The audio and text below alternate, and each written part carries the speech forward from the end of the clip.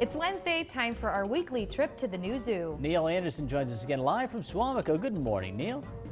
Hey, good morning. Well, we shifted over. We were with the red wolves, and now we're with the red fox. You can see this is our little red fox. It's on exhibit, and she's actually kind of directly across from the red wolves. She's inside like a little hollow log right now. Real comfortable spot for her. You know, she does have a few different dens in here. And a red fox, when they den underground, you know what that's called? It's actually called an earth. And that is what the den is called. Now, she was brought in from the wildlife sanctuary, and she's been here for, about 4 years. She's 5 years old. She was actually brought into the sanctuary. She had a broken pelvis. So she was all repaired. Everything was all taken care of. And then, of course, she was brought over here. You know, right now, so she's got a little bit of a limp when she moves around. She can never be released back into the wild. So we had the red fox exhibit, and we brought her in. Now, this exhibit's got a lot of things going in here for her to be able to go ahead and explore, but you'll notice where she's laying there, it's all protected so she can't see over to the wolf exhibit, because wolf would be a predator for a fox.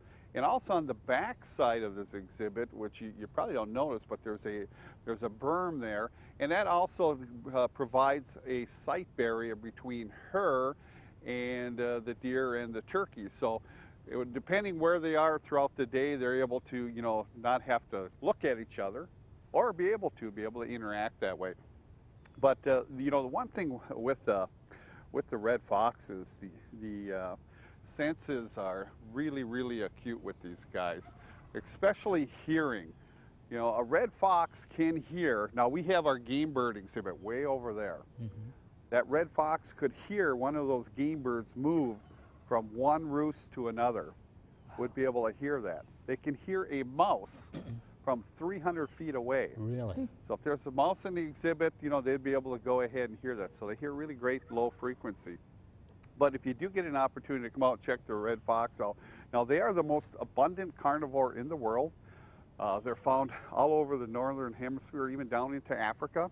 They were introduced into Australia, and unfortunately in Australia, they became an introduced predator, and there's over 7 million in Australia, which has also then led to some of the decline of a lot of endangered species down there in Australia. Wow. But if you get a chance, are you talking about foxes in general? Yep. Okay, yep, not red foxes. Yep, red fox. Really? No. When you look at, with the red fox, like I said, they were brought down to Australia. And like I said, now there's over 7 million in Australia. They actually, they tried to introduce them onto the island of Tasmania. And actually the Tasmanian devil out-competed them, so they were never able to really establish red foxes out there.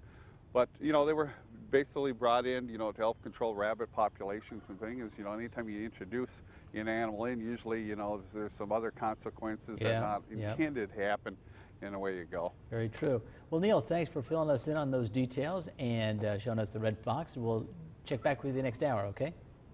Hey, sounds good. See ya.